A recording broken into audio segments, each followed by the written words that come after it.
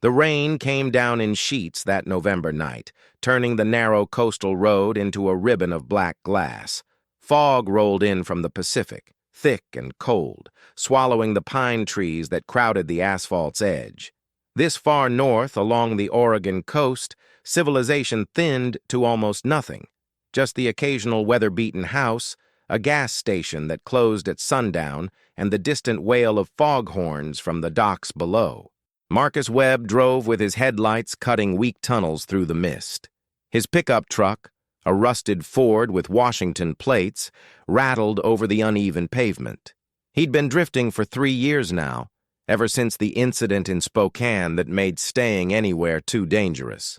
Oregon's forgotten coast suited him, towns where people didn't ask questions, where a man could work cash jobs and disappear before anyone learned his last name. He was thinking about the motel in Warrenton when he saw the guardrail torn open like paper, fresh. The metal still gleamed where it had been sheared away. Marcus hit the brakes, his truck sliding slightly before stopping. He sat there for a moment, engine idling, windshield wipers beating their rhythmic thump. Every instinct told him to keep driving. Getting involved meant questions. Questions meant attention. But when he killed the engine and stepped out into the rain, he heard it. A child's cry, thin and desperate, coming from somewhere below the road. The embankment dropped steeply into darkness, thick with salal and ferns. Marcus grabbed the flashlight from his truck and started down, boots slipping on mud and wet leaves. The crying grew louder. 30 feet down, he found the car, a Honda Accord, silver, wrapped around a massive Douglas fir. The front end had crumpled like an accordion. The driver's side was empty, door hanging open. Blood on the steering wheel, but in the back seat, still strapped into a booster seat, was a little girl, maybe 6 years old. Dark hair plastered to her face, eyes wide with terror. "Hey," Marcus said softly, wrenching open the buckled rear door. "Hey, sweetheart, you're okay, I've got you." She was sobbing, hyperventilating, but she wasn't bleeding. Marcus checked her quickly, no obvious injuries beyond fear. He unbuckled her with steady hands and lifted her out of the wreckage. "Your mom?" he asked. The girl pointed up toward the road, still crying too hard to speak. Marcus carried her up the embankment, his boots finding purchase in exposed roots. When he reached the pavement, he saw her, a woman on her hands and knees beside the broken guardrail, trying to crawl back toward the edge. Blood ran down her temple from a gash above her eyebrow. "My daughter," she was saying, over and over. "Please, someone, my daughter." "I have her," Marcus called out. "She's safe." The woman's head snapped up. Even through the rain and blood and shock, Marcus could see she was beautiful. Not in the polished way of magazines, but in the raw, haunted way of someone who had survived things that should have broken them. Late 30s, maybe. Dark eyes that held too much knowledge. "Emma," she breathed. Then louder, "Emma!" Marcus set the girl down, and she ran to her mother. They collapsed together on the wet pavement, the woman clutching her daughter with a ferocity that made Marcus turn away. He walked back to his truck and called 911 from the payphone at the closed gas station a quarter-mile back. No cell service out here. By the time he returned, the woman had managed to stand, holding her daughter against her hip despite her own injuries. "You," she said when she saw him. Her voice was hoarse. "You went down there. You pulled her out." "Anyone would have," Marcus said. "No." The woman shook her head. "No, they wouldn't have. I know this road. I know this town. People drive past." She was shivering now. Marcus could hear sirens in the distance. "What's your name?" she asked. Marcus hesitated. He'd been using different names for 3 years. But something about the way she looked at him made lying feel impossible. "Marcus," he said quietly. "Claire." She shifted her daughter to her other hip. "Claire Donovan. This is Emma." The sirens grew louder. Red and blue lights began to pulse through the fog. "You saved her life," Claire said. She reached out and gripped Marcus's arm, her fingers cold but strong. "Do you understand what that means? You saved my daughter's life." The ambulance arrived, then a sheriff's deputy. Marcus gave his statement. Just passing through, saw the wreck, pulled the kid out. He kept it simple. The deputy wrote everything down without much interest. This stretch of Highway 101 saw accidents all the time. As the paramedics loaded Claire and Emma into the ambulance, Claire turned back one more time. Through the open doors, through the rain and flashing lights, she found Marcus in the crowd. "Find me," she called out. "When they release us, find me, please." Then the doors closed and the ambulance pulled away into the fog. Marcus stood in the rain for a long time after everyone had left. He should leave. He should get in his truck and drive south before anyone started asking the wrong questions. But as he walked back to his pickup, he could still feel the weight of Claire Donovan's hand on his arm, still hear the absolute certainty in her voice. "I won't forget you." Marcus started the engine and sat there, staring at the fog-shrouded road ahead. After a long moment, he turned the truck around and headed toward Warrenton, toward the motel, toward staying. Just for a few days, he told himself. He didn't believe his own lie. 3 days later, Marcus found himself standing outside a weathered Cape Cod house on the north end of town, where the residential streets gave way to rocky beach and the constant percussion of waves against stone. The house was small but well-maintained, its gray shingles dark from years of salt spray. A child's bicycle leaned against the porch railing. He'd asked around town carefully. A widow named Claire Donovan. Yes, everyone knew her. Her husband had died 4 years ago, fishing accident out past the bar where the Columbia met the Pacific. Left her with a little girl and a house that needed constant repair. She worked at the Maritime Museum in Astoria. Kept to herself mostly. Beautiful woman, but closed off. The front door opened before he could knock. Claire stood in the doorway wearing jeans and an oversized gray sweater, her dark hair pulled back. The cut above her eyebrow had been stitched, a clean white bandage over it now. She looked tired, but her eyes were clear and focused entirely on him. "Marcus," she said, and there was no surprise in her voice. "I knew you'd come." "I wanted to see how Emma was doing," he said. "She's fine, no injuries. Nightmares for 2 nights, but last night she slept through." Claire stepped aside, holding the door open. "Come in, please." Marcus hesitated. Every survival instinct told him to walk away. But he climbed the steps and entered her home. The interior was warm, filled with the smell of coffee and something baking. The living room was small and cluttered in the comfortable way of houses where people actually lived.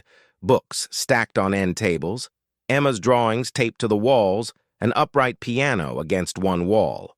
Through a doorway, Marcus could see a kitchen with yellow curtains. "Emma's at school," Claire said, closing the door behind him. "I wanted to talk to you alone first." She poured him coffee without asking, set a plate of homemade scones on the table between them. For a long moment, neither of them spoke. "The sheriff told me you're not from here," Claire finally said. "Just passing through." "That's right." "Where are you staying?" "Motel in Warrenton." Claire studied him over her coffee cup.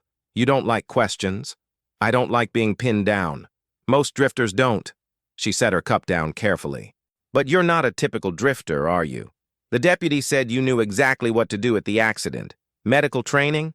"Army medic," Marcus said. "The truth, or part of it. Long time ago.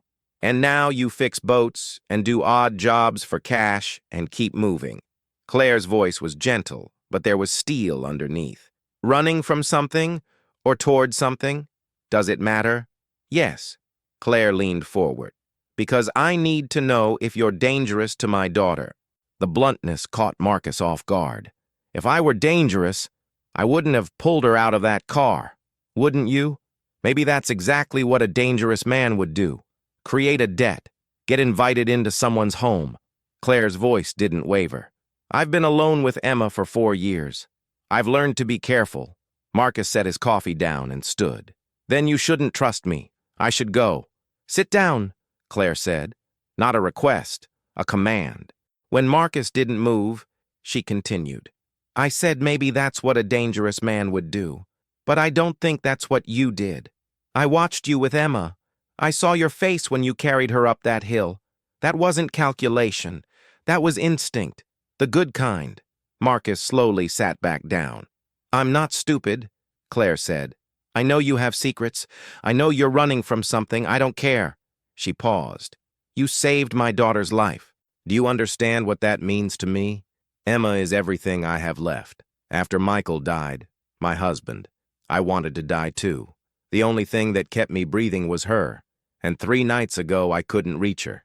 I thought I was going to have to watch her die. And then you appeared, and you brought her back to me. Anyone would have... Stop saying that! Claire's voice rose sharply. Stop diminishing what you did. I know this town, Marcus. I've lived here for 8 years. That road sees accidents all the time. You know how many people drive past? She stood up, moved to the window, looked out at the gray ocean. You didn't have to stop. You especially didn't have to risk going down that embankment in the dark. But you did, and now I owe you something I can never repay. You don't owe me anything, Marcus said quietly. Claire turned from the window. That's where you're wrong. I owe you everything. The silence stretched between them. I have a proposition, Claire said finally. The cottage behind my house. It's a rental. Has been empty for 6 months. The landlord is a friend. I can get you a month rent-free. After that, if you're still here, we'll work something out. There's plenty of work in this town if you know how to use your hands. You could stay, if you wanted to. Marcus stared at her. Why would you do that? Because you saved my daughter. Because I see something in you. Something broken, but not bad. Because Emma keeps asking about the man who pulled me out. Claire moved back to her chair. And because I've been alone for 4 years and I'm tired of being alone. Maybe that's selfish. Maybe I'm confusing gratitude with something else. But I'm asking you to stay. You don't know me, Marcus said. Then let me know you. Claire reached across the table and took his hand. Stay for a month. Let me cook you dinner. Let Emma thank you properly.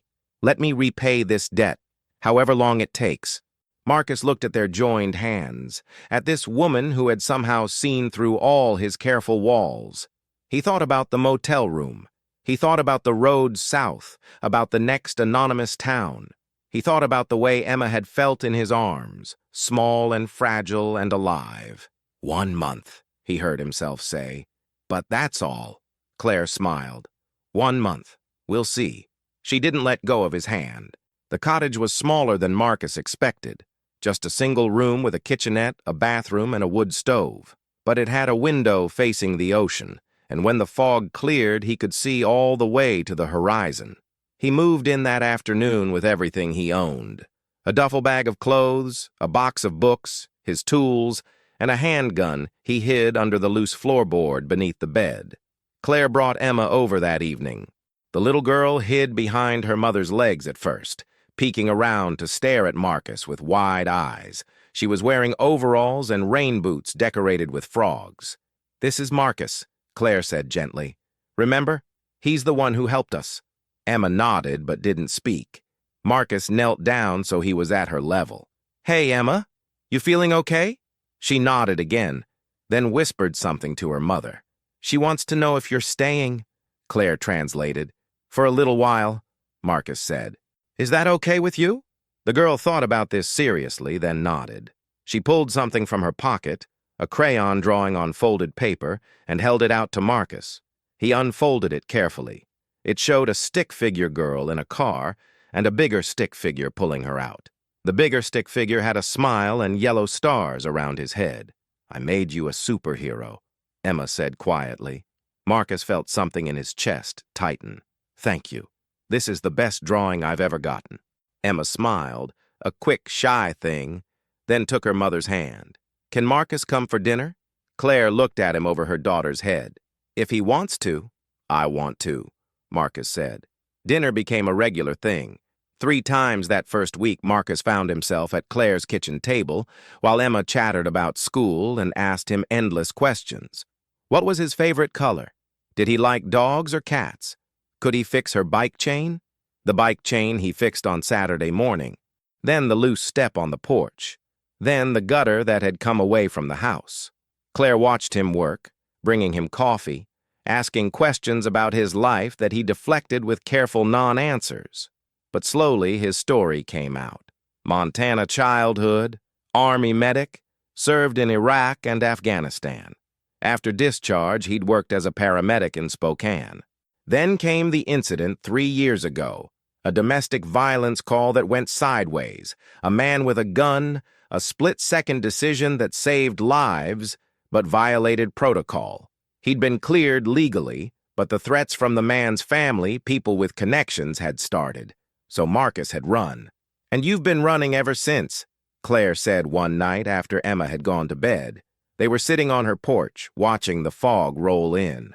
3 years, he confirmed. "Must be lonely." "It's safer that way." Claire was quiet for a moment. "You know what I think?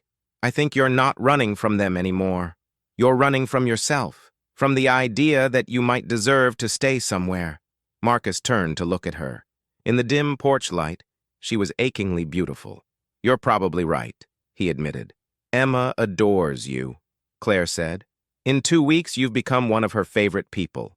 She asks about you constantly." "I'm not good at this," Marcus said quietly. "At being depended on. You saved her life. I'd say you're better at it than you think." Claire pulled her blanket tighter. "But I need to know, are you going to disappear? Because if you are, I need to prepare her. I need to prepare myself." "The month's almost up. That's not an answer." Marcus looked out at the dark ocean. "I don't know how to stay, Claire. Every instinct I have tells me to keep moving. And yet you're still here. Because of you." The words were out before he could stop them. "Because when I'm here, I feel like maybe I could stop running." Claire stood and moved beside him at the railing. She didn't touch him, but her presence was warm, solid, real. "I told you that night that I owed you everything," she said. "And I meant it. But this isn't just about debt anymore. When I look at you, I don't just see the man who saved my daughter. I see someone who understands what it's like to be broken." She finally met his eyes. "I see someone I could trust with everything that matters." The wind picked up, bringing the smell of salt and rain. "I'll stay," Marcus said. "Another month. Maybe longer. I don't know. But I'll stay for now." Claire's relief was visible. She reached out and took his hand. "Thank you," she said. "You're not alone anymore, Marcus. Neither of us is." They stood like that for a long time, holding hands on the porch while the fog closed in, while inside Emma slept safely, while the ocean kept its rhythm. Marcus squeezed Claire's hand, and she squeezed back. It wasn't a promise. Not yet. But it was a beginning. 6 weeks after the accident, Marcus woke to knocking on the cottage door. Early morning, the sky just starting to lighten. He opened the door to find Claire in her bathrobe, her face stricken. "Emma's running a fever," she said. "High fever. She's asking for you." Marcus was dressed and across the yard in under a minute.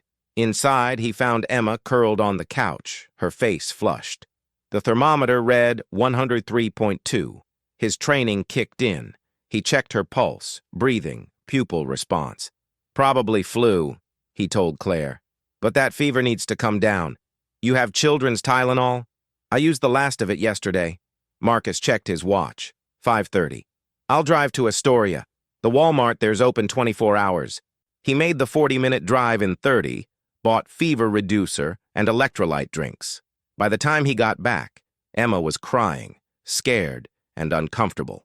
"Hey, superhero," Marcus said softly, kneeling beside the couch. "I brought reinforcements." Emma reached for him, and without thinking, he picked her up and settled into the armchair with her in his lap. She curled against his chest like she belonged there. He stayed all day, held Emma when she cried, read her stories, helped Claire change sheets and make soup. By evening, the fever had broken.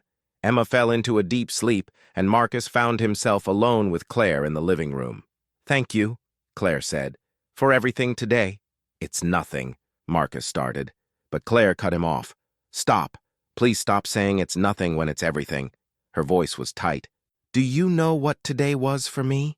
It was watching the man who saved my daughter's life also be the man who sits up all night holding her when she's sick. It was seeing you be the father she hasn't had for 4 years. She stopped abruptly, her hand going to her mouth. "It was what?" Marcus asked quietly. Claire looked at him, and in her eyes he saw the truth. "It was falling in love with you," she whispered. "And I know that's wrong. I know this is tangled up in debt and gratitude. But I don't care anymore, Marcus. I stopped caring somewhere between the 3rd dinner and the fixed porch step and watching you read to my daughter." Marcus stood. suddenly needing space. Claire, you can't. Can't what? Can't love you because it started with debt? She stood too. Or can't love you because you don't think you deserve it? All of those, Marcus said harshly. No. Claire moved around the table, closing the distance. I've spent 4 years telling myself I didn't deserve happiness because Michael died and I lived. I've spent 4 years going through the motions without actually being alive. And then you stopped on that road. You came down into the darkness. And you didn't just save Emma, you saved me too. I'm not a savior, Marcus said. I'm just a guy who's been running for 3 years, who still has nightmares. You think that's what you want? Yes, Claire said simply. Because despite all of that, you're here. You stayed. You chose us when you could have kept driving. She stepped closer, close enough that Marcus could smell her shampoo, could feel the warmth of her body. I'm not asking you to make promises you can't keep. I'm just asking you to stop running, to let yourself be here, to let yourself feel what I know you're feeling too. And what am I feeling? Marcus asked, his voice rough. Claire reached up and touched his face. The same thing I am. This terrifying, impossible, wonderful thing that happens when two broken people find each other. Marcus closed his eyes.